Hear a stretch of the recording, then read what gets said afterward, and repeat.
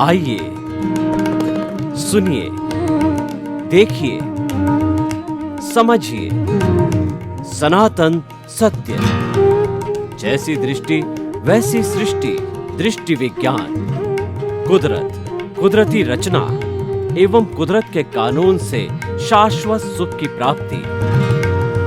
जोधपुर के परम पूज्य महात्मा उपासक प्रोफेसर डॉक्टर सोहन राज तातेड़ के निर्देशन में सनातन सत्य। जैसी दृष्टि वैसी सृष्टि, दृष्टि विज्ञान।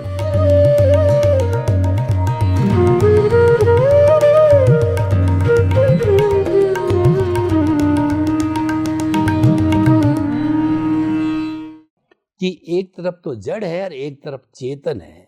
जो हमारा मन वचन काया है या शरीर है, ये तो जड़ है, और चेतन है, सत है, ज्ञान दर्शन वाला है, जो सच्चिदानंद है, वो हमारा चेतन तत्व है।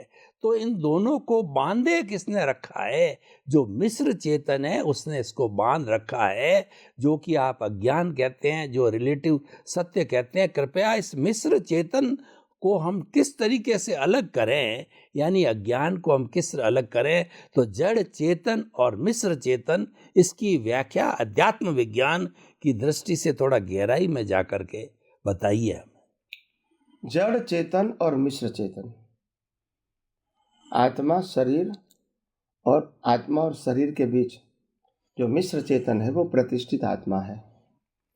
शुद्ध चेतन, मिश्र चेतन और मैकेनिकल चेतन। शुद्ध चेतन को आत्मा कहते हैं, मिश्र चेतन को प्रतिष्ठित आत्मा कहते हैं, और मैकेनिकल चेतन को प्रकृति कहते हैं। मैकेनिकल चेतन वो control and govern by the law of nature.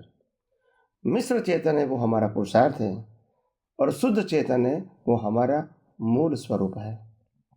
तो ये तीनों बातों को हम गौर से समझने की कोशिश करेंगे।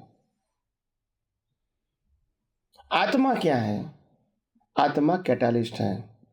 कैटालिस्ट का मतलब होता है उद्दीपक। उद्दीपक का मतलब होता है परमानेंट है और रहेगा। उसका न कभी बिगिनिंग है, न कभी एंड है, न कभी आदि है, न कभी अंत है। उसका न जन्म है, न जीवन है, न मृत्यु है। वो था, है और रहेगा। आत्मा का स्वभाव भी रहेगा वही, और आत्मा का क्वालिटीज है, अनंत ज्ञान, अनंत दर्शन, अनंत सुख, अनंत शक्ति, वो भी वही रहेगा। चैतन्यता भी आत्मा में वही रहेगी, कम ज्यादा नहीं होगी। फिर दूसरी बात आती है शरीर की। ये शरीर क्यों मिला हमको? तो शरीर कर्मों की भुगतान का साधन मात्र है, मगर हमने कर्मों की भुगतान को सुख और दुख रूप में बांटा। कर्मों की भुगतान को पुरुषार्थ माना।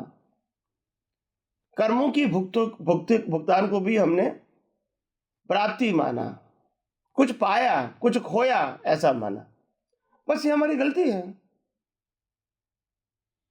क्योंकि दुनिया के हर इंस्ट्रूमेंट हमको यही बताता है, कार जब बनती है तो बहुत सारे पुर्जा के असेंबल होने से कार बनती है। इसको हम इंस्ट्रूमेंट कहते हैं जो बाय करते हैं, और हम इसको चलाते हैं और मेंटेन करने के लिए पेट्रोल डालते हैं। और ये मशीन जो मन वचन काया रूपी जो कुदरत ने दिया है, कर्मों के भुगतान का साधन, उसमें भी हवा, पानी, खुराक का पेट्रोल डालना पड़ता है, तभी ये मशीन चलता है, नहीं तो नहीं चलता है। कार को भी मेंटेन करना पड़ता है, मन वचन काया वो मेंटेन करना पड़ता है for a good health. Car को भी हम रिपेयरिंग करते हैं, शरीर को भी रिपेयरिंग करना पड़ता है, जिसको हम कहते हैं हॉस्पिटल और डॉक्टर की ट्रीटमेंट। कार को भी उसका आयुष्य होने के बाद स्क्रैप कर लेते हैं, उनका अस्तित्व खत्म हो जाता है, पुर्जा अलग हो जाता है और वो समाप्त हो जाता है, स्क्रैप। मन वचन काया भी इसको जला दिया जाता है जब रोल खत्म हो जाता है, कर्मों का भुगतान खत्म हो जाता है, आयुष्य कर्म खत्म हो जाता है, शरीर को जला दिया जाता है, और वो शरीर जो पंच महाभूतों से बना है, इसमें अपने आप विलीन हो जाता है। देखिए कितनी सिंपल बातें हैं, इसमें कोई गोल गोल टेढ़ी मेढ़ी बातें नहीं है, मगर हम मशीन को मशीन ही नहीं मानते हैं। इससे बड़ी अज्ञानता क्या हो सकती है? हम कार को मशीन मानेंगे, मकान को मशीन मानेंगे, और सारे इंस्ट्रूमेंट को हम मशीन मानेंगे, क्योंकि मेन मेड है। यस और नो? हालांकि ये शरीर की उत्पत्ति भी मेन मेड ही है, मगर यहां मनुष्य के पास चॉइस नहीं है, हिसाब है। बाकी सब के अंदर आपके पास पैसा है तो खरीद भी सकते, नहीं भी खरीद सकते, वो चॉइस होती है। पैसा है तो लोगे ही, वो भी जरूरत नहीं है, और नहीं पैसा है तो नहीं लोगे, वो भी जरूर नहीं है, डिपेंड। कहने का मतलब ये है, जहां तक हम मशीन का क्रिएटर, ऑपरेटर, डिस्ट्रॉयर, कुदरत को नहीं समझेंगे, वहां तक हमको मशीन और मशीन की अवस्था, सत्ता, संपत्ति, संबंध और साधन में मोह रहेगा। और जब मोह रहेगा, साधन के ऊपर मालिकी रहेगी और साधन की अवस्थाओं के ऊपर मोह रहेगा, वहां तक तो राग होता ही रहेगा, कर्म बनता ही रहेगा और जन्म मरण चलता ही रहेगा। तो प्रतिष्ठित आत्मा का रोल क्या है? प्रतिष्ठित आत्मा का रोल ये कि दुनिया के सनातन सत्य को जानने की कोशिश करो। अगर मोक्ष में जाना है तो, नहीं जाना है तो भी सनातन सत्य समझते तो अच्छी बात है, टेंशन नहीं होगा और जीवन आपका सरल हो जाएगा। हर परिस्थिति को आप स्वीकार करेंगे। पूरे विश्व के अंदर पुरुषार्थ का डंका बज रहा है। अपने अपने तरीके से लोग भाग्य और पुरुषार्थ और परिणाम की परिभाषा देते हैं। बड़ी बड़ी सत्संग होती है, बड़े बड़े आचार्यों को बड़े बड़े सेमिनार्स होते हैं, वेबिनार्स होते हैं इसको समझाने के लिए। तो आखिर में हम समझ नहीं पाए कि ये पुरुषार्थ क्या है, कितने तरीके का होता है, क्यों किया जाना चाहिए, इससे क्या प्राप्ति होती है। तो जैसा आप बताते हैं, पुरुषार्थ का भाग प्रतिष्ठित आत्मा से जुड़ा हुआ है।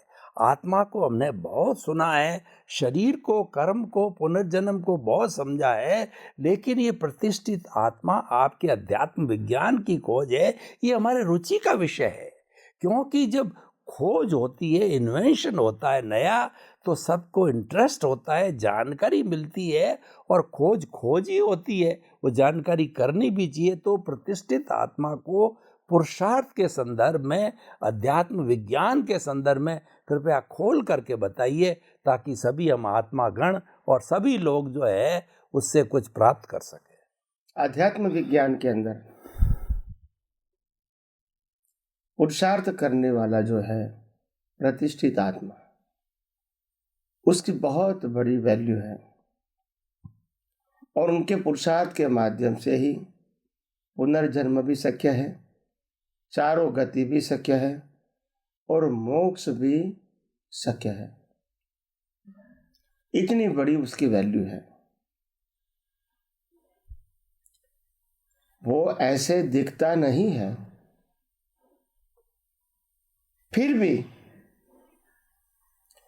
उनके माध्यम के बिना पुरुषार्थ शब्द संभव ही नहीं हो पाता है,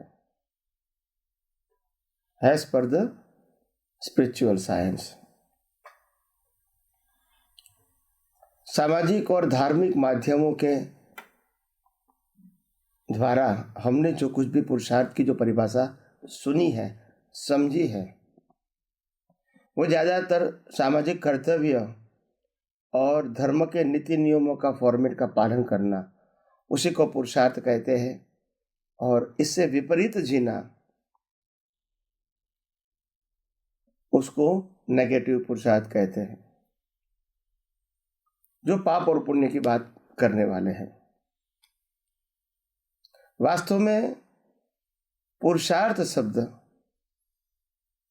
मन, वचन, काया और उनकी क्रियाओं से जुड़ा हुआ नहीं है, क्योंकि जब कुदरती कानून के मुताबिक मन, वचन, काया का क्रिएटर, ऑपरेटर, डिस्ट्रॉयर कुदरत ही है, तो इससे पुरुषार्थ कैसे कर सकते हैं?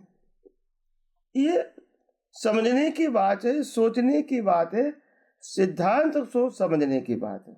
जब मन, वचन, काया का क्रिएटर, ऑपरेटर, डिस्ट्रॉयर हम है ही नहीं, तो हम इसके माध्यम से कोई भी क्रिया को पुरुषार्थ टाइटल कैसे बना सकते हैं? ये भी तो एक रहस्य है। हालांकि आज तक हमने वही सुना है कि हम मन वचन काया से पुरुषार्थ करते हैं, मन वचन काया की क्रियाओं से पुरुषार्थ करते हैं। वास्तव में मन वचन काया जन्म से मौत तक कर्मों की भुगतान का साधन मात्र है, और भुगतान का साधन होने के नाते साधन का क्रिएटर, ऑपरेटर, डिस्ट्रॉयर तीनों कुदरती है। अभी आप कहोगे क्रिएटर को कुदरत क्यों कहते हैं? वो तो माता जन्म देती है। भाई साहब, अगर माता जन्म देती है, इसको आप क्रिएटर कहोगे, तो क्या अपनी माता अपनी मर्जी से जन्म दे सकती है? बच्चे को, बच्ची को नहीं दे सकती है, संजोग है। अगर मनुष्य भव के कर्म किए तो मनुष्य भव में तो इसी जन्म होना है, और स्त्री या पुरुष का ही हमको शरीर मिलेगा, निमित्त माँ बाप के रूप में कोई भी क्यों ना हो। अगर हमने पांचवी कर्म किया है तो पशु योनि का ही बॉडी मिलेगा, चाहे निमित्त कोई भी क्यों ना हो। अगर हमने राक्षसी कर्म किया है तो नरगति में ही हमारा जन्म होगा, बॉडी मिलेगा, निमित्त कोई भी क्यों ना हो। और अगर हमने दैवी कर्म किया है तो दैवलोक का बॉडी भी कुदरत देगी, निमित्त कोई भी क्यों ना हो। मगर चारों गति के अंदर कर्मों की भुगतान कंपलसरी है, और इसीलिए मन वचन काया चारों गति में इसका क्रिएटर, ऑपरेटर, डिस्ट्रॉयर तीनों अवस्था कुदरत और कुदरती कानून और कुदरती रचना के ऊपर आधारित है। मेरा कहने का मतलब यह है कि ये बात को जितना सही तरह सिद्धांत के रूप में समझेंगे, अनुभव करेंगे, तो मालूम होगा कि पुरुषार्थ करने वाला कोई और है। मन वचन काया को तो श्वास लेने तक की फ्रीडम नहीं है, तो पुरुषार्थ कैसे कर सकता है? और अच्छा बुरा जो करते हैं, बोलते हैं, सोचते हैं, वो तो कुदरती रचना है, उनके हाथ में नहीं है। वो नहीं चाहेंगे तो भी बुरे विचार आएंगे, और नहीं चाहेंगे तो भी बोलना पड़ेगा अच्छा बुरा, नहीं चाहेंगे तो भी करना पड़ेगा अच्छा बुरा। क्यों? क्योंकि हाथ में नहीं है। वो कर्म फल है, फल में हमारी चॉइस नहीं होती है। कर्म में हमारी चॉइस है, पुरुषार्थ में हमारी चॉइस है, परिणाम में चॉइस नहीं है। तो फिर प्रश्न उठेगा, पुरुषार्थ कौन करता है, या तो पुरुषार्थ करने वाला कौन? पुरुषार्थ शरीर और आत्मा के बीच जो प्रतिष्ठित आत्मा है, उनके पास जो भी ज्ञान दर्शन है, जो भी डेवलपमेंट है, और जो भी संजोग है, उसके सार रूप वो पुरुषार्थ करेंगे। वो पुरुषार्थ भाव स्वरूप ही होगा, मन वचन काया की क्रिया स्वरूप कभी नहीं होगा। और भाव से भव है, क्रिया से भव नहीं है। जैसा भाव वैसा भव, जिसका भाव बिगड़ा इसका भाव बिगड़ा, जिसकी क्रिया बिगड़ी इसका भाव बिगड़ा, कभी सुना है? जिनका शरीर बिगड़ा इसका भाव बिगड़ा, कभी सुना है? नहीं सुना है। तो इसीलिए पुरुषार्थ करने वाला भाव सत्ता है, और भाव करने की सत्ता प्रतिष्ठित आत्मा को है। और प्रतिष्ठित आत्मा के पास भाव करने की सत्ता कैसे होती है? प्रतिष्ठित आत्मा के पास जैसा ज्ञान है, दर्शन है, जिस लेवल का अज्ञान ज्ञान या विज्ञान के रूप में, उसी के मुताबिक वो पुरुषार्थ करता है। और पुरुषार्थ कैसे करता है? मन, बुद्धि, चित्त और अहंकार से। मन, बुद्धि, चित्त और अहंकार जो है, वो नए कर्म चार्ज करने की प्रोसेसिंग फैक्ट्री है। मन में विचार आना, बुद्धि प्रॉफिट एंड लॉस दिखाना, चित्त में दृश्य दिखाना, और ज्ञान दर्शन का उपयोग करना, डिसीजन लेना। ये चारों के प्रोसेस से जो कर्म बनते हैं, वो कर्म होता है स्पीच और एक्शन के फॉर्म में। नेक्स्ट बर्थ में ये जो प्रोसेसिंग वाला अंतस्करण है, मन बुद्धि चित्त अहंकार का एक नाम है अंतस्करण, वो नेक्स्ट बर्थ में डिस्चार्ज अंतस्करण बन जाता है, मैकेनिकल ऑटो मोड। यहाँ चार्ज, यहाँ डिस्चार्ज। और डिस्चार्ज अंतस्करण को भुगतान के लिए जो बीज डाले थे स्पीच और एक्शन के फॉर्म में, उनके कनेक्शन में कुदरत हमको संजोग देगी बोलने का और क्रिया करने का, कुछ पाने का, कुछ खोने का, व्यक्ति के रूप में, वस्तु के रूप में, साधन के रूप में, अवस्था के रूप में आएगा और जाएगा। तो यहां चार्ज अंतस्करण, यहां डिस्चार्ज हो गया, या चार्ज अंतस्करण की प्रोसेस के बाद स्पीच और एक्शन हो गया। उसके लिए कुदरत ने हमको शरीर दिया, संजोग दिया और हमारी भुगतान खत्म हो गई। अंदर की जो प्रोसेस है, बाहर के संजोग है, वो दोनों कर्म फल है। मेरी इच्छा है कि आइसक्रीम में सुख है, ऐसा मैंने भी डाला था प्रीवियस बर्थ में। आज इस अवतार में आइसक्रीम मिलेगा तो मेरी बिलीफ को सुख मिलेगा through the body and through the material. Body के पास सुख दुख भुगतान करने की क्षमता नहीं है। अगर बॉडी सुख दुख करती है तो फिर जलाते समय उनको दुख लगना चाहिए, मगर ऐसा नहीं है। अगर आत्मा निकाल दिया, प्रतिष्ठित आत्मा निकाल दिया, तो फिर शरीर रहेगा ही नहीं। तो इसीलिए हमको ये बात समझनी पड़ेगी कि प्रतिष्ठित आत्मा की वैल्यू क्या है। प्रतिष्ठित आत्मा के पास जैसा ज्ञान दर्शन रहेगा, वैसा ही हमारा भाव का, कर्म का पुरुषार्थ रहेगा, हमारी एग्जाम रहेगी। और एग्जाम के मुताबिक, हमारे पुरुषार्थ के मुताबिक, हमारे भाव के मुताबिक कुदरत हमको नेक्स्ट बर्थ में रिजल्ट देंगी। तो इसका सिंपल साइंस है, हम जितने भी भाव करते हैं, एक भाव को कॉज बोलते हैं। कॉज इंग्लिश में, हिंदी में इसको कर्म कहेंगे। और जीवन के सभी बंच ऑफ कॉज को कॉजल बॉडी बोलते हैं, कारण शरीर। और कॉजल बॉडी के आधार से कुदरत हैज पर the law of nature effect body देते हैं, चाहे मनुष्य का, प्राणी का, पशु योनि का, नरगति का या देवलोक का। आपके सामने लाभ होता है, नुकसान होता है, आपके सामने पास होता है, फेल होता है, आपके सामने गिर जाते हैं, आपके सामने खड़े हो जाते हैं, आपके सामने फंस जाते हैं, छूट जाते हैं, आपके सामने जन्म होता है, मृत्यु होता है, सब आपके सामने तो होता है। कहाँ आपके पास फ्रीडम है बताइए। तो कहने का मतलब ये है, जो बाहर का भाग है उसमें ध्यान रखने से कोई परिवर्तन होगा, यही हमारी अज्ञानता है। और जो अवेयरनेस चाहिए बाह्य जीवन के लिए, वो आप लेकर आए श्वास के साथ। तो आइए हम प्रतिष्ठित आत्मा को इन फ्यूचर आगे आगे एपिसोड में और भी गहराई समझने की कोशिश करेंगे और अपनी दृष्टि को और परफेक्ट करेंगे आध्यात्म विज्ञान के माध्यम से। आत्मविश्वास, जिसको अपनी आत्मा में विश्वास होता है, वह सेल्फ कॉन्फिडेंस कहलाता है। और सेल्फ कॉन्फिडेंसल वाला व्यक्ति जो है कहीं पर भी नहीं अटकता पूरे विश्व में। इस कारण ये तरक्की कर रहे हैं। लेकिन सामान्य व्यक्ति का आत्मविश्वास घटता जा रहा है, घटता जा रहा है, इतना घट रहा है कि वो अपने आप को किसी काबिल ही नहीं समझता है, किसी के योग्य नहीं समझता है। तो अध्यात्म विज्ञान की दृष्टि से व्यक्ति के अंदर आत्मविश्वास कैसे पैदा किया जा सकता है, कृपया हमें मार्गदर्शन दीजिए। प्रश्न के लिए धन्यवाद। बहुत बड़ी बात है, आत्मविश्वास हर इंसान के लिए जरूरी बात है। और हमारी दृष्टि गलत होने के नाते हमारा जो आत्मविश्वास है वो ज़्यादा कम होता है, ज़्यादा होता है, कम होता है, ज़्यादा होता है। डिप्रेशन एलिवेशन, डिप्रेशन एलिवेशन, मगर कभी स्टेबल नहीं होता है, क्योंकि परिस्थितियाँ बदलती रहती है, विचार बदलते रहते हैं, भाषा बदलते रहते हैं, संजोगों बदलता रहता है, और इसीलिए हमारा आत्मविश्वास भी कम ज़्यादा हो रहा है, क्योंकि हमारी दृष्टि रिलेटिव सत्य के ऊपर आधारित है। तो वो तो होना ही है। वो अनस्टेबल है तो फिर कॉन्फिडेंस भी अनस्टेबल रहेगा। हमारी दृष्टि आत्मा के ऊपर होनी चाहिए, जो स्टेबल है, सर्वशक्तिमान है, इनफाइनाइट पावर है और अविनाशी है, वो स्थिर है।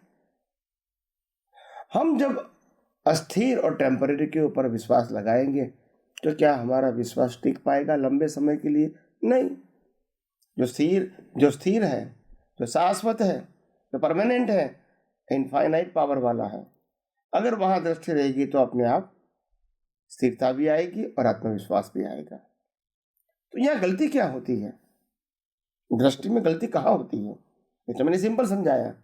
लॉजिकली गलती ये होती है, हम ये मानते हैं कि हम शरीर से जीते हैं, हम हवा पानी खुराक से जीते हैं, हम संबंध सत्ता संपत्ति साधनों से जीते हैं।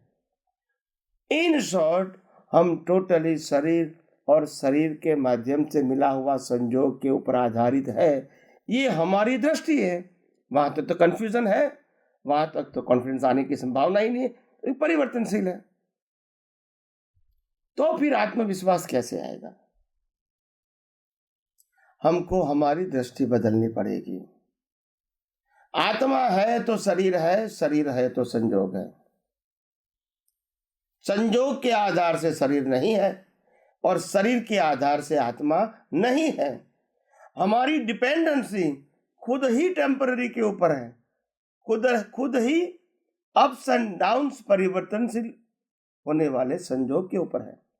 तो फिर स्वाभाविक आत्मविश्वास कैसे आएगा, कैसे रहेगा और कैसे बढ़ेगा? खुद ही परिवर्तनशील है। तो हमारी सोच को बदलो।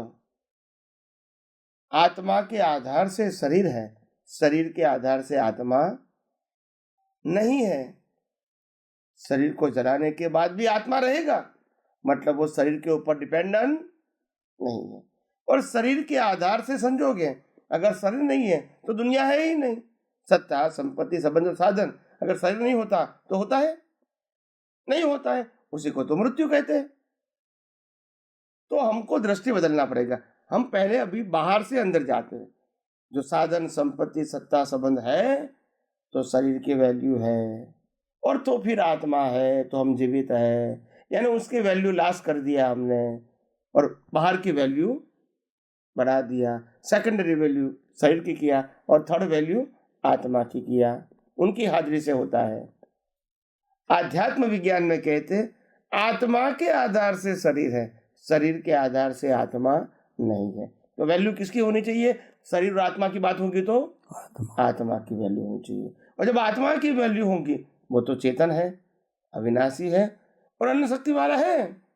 जब इसकी ही वैल्यू करेंगी, उसकी वैल्यू दृष्टि में होगी, तो कॉन्फिडेंस में कमी आ सकती है?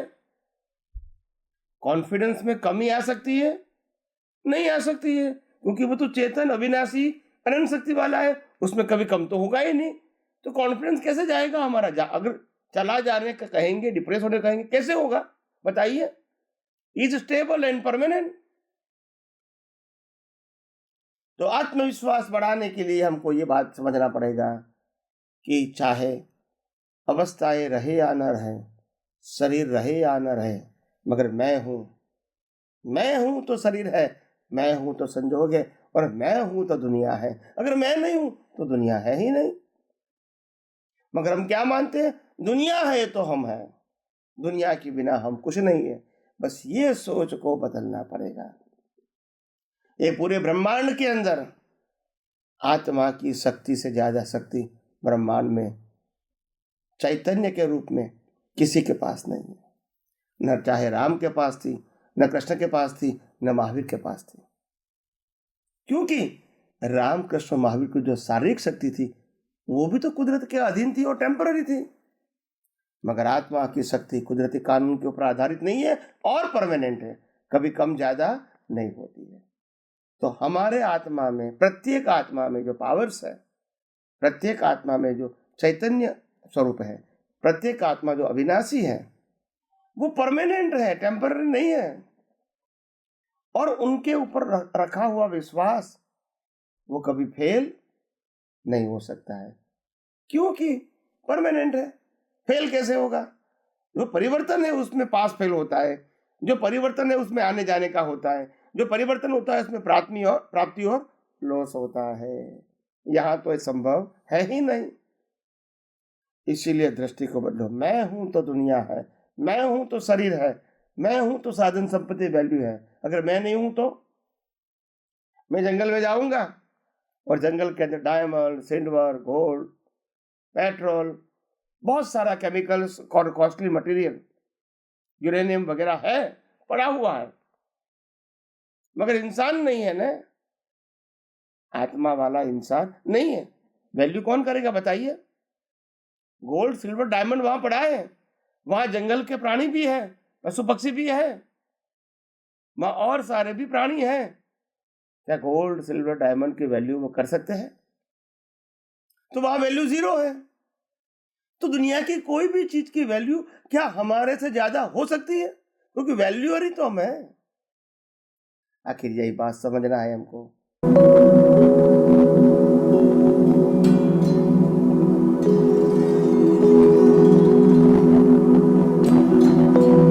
एक ऐसा अंतर्राष्ट्रीय ख्याति प्राप्त मानव जो गुरु प्रेरणा से पिछले 20 वर्षों से वानप्रस्थ जीवन जीते हुए 24 घंटे मानवता की सेवा में संलग्न है। एक ऐसा मानव जो अभी राष्ट्रीय अंतर्राष्ट्रीय टीवी चैनलों पर 7,500 एपिसोड के माध्यम से सनातन सत्य, आत्मविज्ञान एवं पुनरुत्थान व्यवहार एवं निश्चय जगत के जीवनोपयोगी विषयों पर हृदय स्पर्शी प्रवचन कर चुका है। उस मानव का नाम है महात्मा उपासक प्रोफेसर डॉक्टर सोहन राज तातेड़। प्रोफेसर तातेड़ द्वारा योग, दर्शन, शिक्षा विषयों पर रचित पीएचडी स्तर के 250 शोध ग्रंथ भारत के 100 प्रतिष्ठित विश्वविद्यालयों में शोधार्थी पढ़ रहे हैं तथा वे सभी शोध ग्रंथ वहां की सेंट्रल लाइब्रेरियों में उपलब्ध हैं। महात्मा सोहन राज ने अभी तक हजारों स्कूलों, कॉलेजों, विश्वविद्यालयों एवं संस्थाओं में सेमिनार, वर्कशॉप, कैंप लगाकर लाखों विद्यार्थियों को योग, दर्शन, शिक्षा का प्रशिक्षण देकर उन्हें सुसंस्कारित किया। डॉक्टर तातेड़ ने भारतीय संस्कृति उत्थान के 4000 से अधिक समसामयिक विषयों पर आर्टिकल लिखकर ऑनलाइन जर्नल, पत्रिकाओं, वेबसाइट्स पर प्रकाशित किया, जिसका उपयोग लाखों पाठक कर रहे हैं। उपासक तातेड़ के 5000 से अधिक आज का सुविचार, आज का शुभ संदेश, आज का मंगल भावना योग आदि चिंतन websites, Twitter, blogger, Facebook, YouTube माध्यमों से लाखों लोग अपना जीवन निर्माण कर रहे हैं। मानवता के मसीहा ऐसे महामानव महात्मा सोहन राज तातेड़ के प्रोफाइल को अभी तक विश्व के 20 लाख दर्शक यूट्यूब पर, 12 लाख गूगल पर एवं लाखों दर्शक फेसबुक, ब्लॉगर, ट्विटर और इंस्टाग्राम पर देख चुके हैं।